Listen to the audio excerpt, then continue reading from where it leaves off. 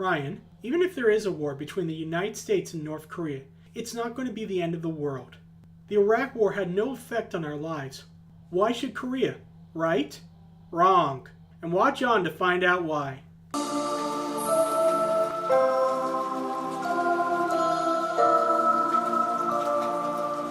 Hi, I'm Ryan Efgasian, and today I want to talk about the upcoming war with North Korea. If you've seen my early videos, you know that I believe a war with North Korea is all but certain.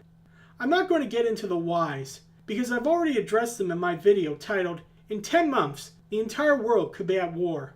I've left a link below if you want to watch it. In this video, I want to talk about the likely consequences of such a conflict, as well as why the American public seems indifferent to them. Understand, a war with North Korea would be unlike anything we've seen in my lifetime. It has one of the largest armies in the world, as well as nuclear, biological, and chemical weapons.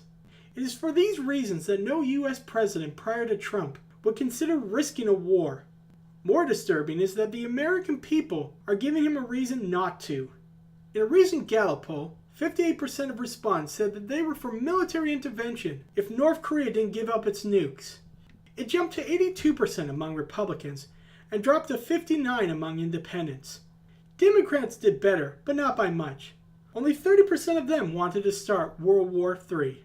Besides the hypocrisy of one nuclear power telling another that it can't have nukes to defend itself, the fact remains that North Korea has yet to attack the United States. Sure, it has threatened to destroy America, and worse, it has fired missiles over Japan. Still, if America strikes first, it would be they who would be the aggressors, not the North Koreans. One must wonder why so many Americans would be willing to start an armed conflict. I think it has partly to do with their history. In modern times, America has not suffered an invasion. Pearl Harbor and 9/11 were the worst attacks perpetuated against them, and as bad as they were, they don't compare to the bombing of London, the Nazis' invasion of Poland, or Bush's shock and awe campaign in Iraq. They've never experienced the full horrors of war, not like, say, the Iraqis, and thus don't have a true appreciation for it. Speaking of Iraq, the Iraq War is an example of how accustomed Americans have become to playing the role of an aggressor. Remember, Iraq didn't attack them before they invaded, nor is it the only nation the US has gone to war with. We've only recently learned that it has troops in Niger. Also, the American people and their leaders believe that they have a manifested destiny, that any action they commit, no matter how grievous, is justified because they believe their values are righteous and true, and that will always put them in the right. They are like that guy who doesn't understand why his neighbor is mad with him for shooting his dog. In fact, he thinks the guy should pay him for the bullet he just wasted silencing the mutt. Finally, the Americans have grown accustomed to fighting weaker foes. The last major adversary they faced was the Chinese in the First Korean War. Since then, Americans' military has fought either terrorists or third world armies. They don't realize that they might be fighting the Chinese again should President Trump decide to invade.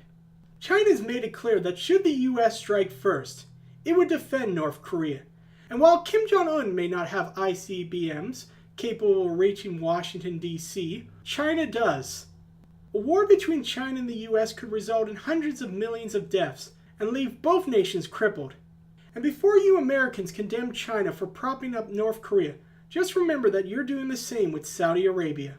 While most condemn Iran for destabilizing the Middle East, the real credit goes to the House of Saud, who with their vast oil wealth and the United States backing, exports terrorism around the globe, treats women as cattle, and forces non-Saudis into indentured servitude, and is currently waging a genocidal war in Yemen.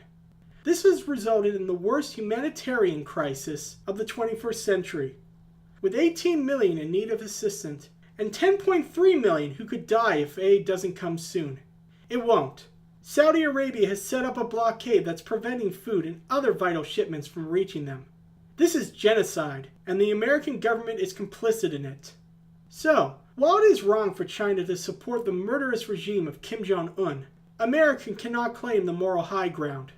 Sure, the Saudis aren't seeking a nuclear bomb, yet, but their actions are slowly killing millions. And a war between China and the US could result in hundreds of millions of deaths. And that's not even the worst case scenario. We know that North Korea has anthrax, smallpox, the plague, and other biological weapons, as well as the means to deploy them. Even if Trump nukes all of North Korea and kills 99.9% of its population, only one North Korean needs to survive to smuggle a highly infectious pathogen into South Korea and release it.